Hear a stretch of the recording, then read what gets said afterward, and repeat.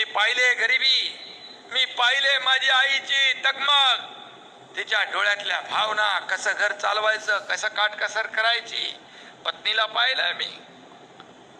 आणि म्हणून जेव्हा मुख्यमंत्री झाल्यानंतर अजितदादा आणि देवेंद्रजींना सांगितलं की यामध्ये सर्वसामान्यांचं सरकार आपण म्हणतो, मग सर्वसामान्यांच्या जीवनामध्ये आपण बदल घडवणाऱ्या योजना आणल्या पाहिजे. आणि म्हणून आम्ही सोन्याचा चमचा घेऊन जन्माला आलो नसलो तरी सुद्धा तुमच्या या सर्व महाराष्ट्रातल्या तमाम जनतेच्या आयुष्यामध्ये, जीवनामध्ये सोन्याचे दिवस मात्र आणण्यासाठी आमचा जन्म झालेला आहे. आणि म्हणून लाडकी बहीण योजना किती विरोधकांनी खोटं नाटं पसरवलं तरी सुद्धा लाडकी बहीण योजना कधी बंद होणार नाही. या आमच्या लाडक्या बहिणी ज्या आहेत, या लाडक्या बहिणी कुठेही कुठल्याही क्षेत्रामध्ये मागे राहणार नाहीत. या लाडक्या बहिणींना फक्त 1500 रुपये देऊन आम्ही थांबणार नाही.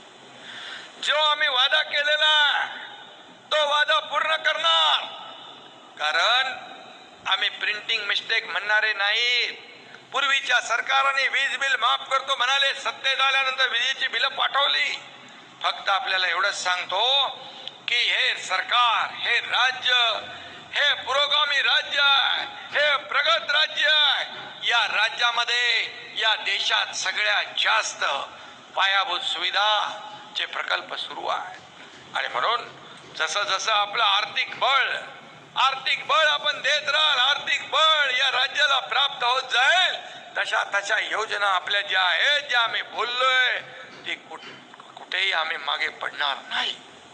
कारण तुम्ही आम्हाला जे भरभरून दिलंय, तुमच्यामुळेच या राज्यात सर्वसामान्य माणसाची सत्ता आली आहे, सरकार आलंय. त्यांना महिना संपायच्या आधी लाभार्थी ज्या लाडक्या बहिणीच्या आहेत त्यांना प्राप्त होईल.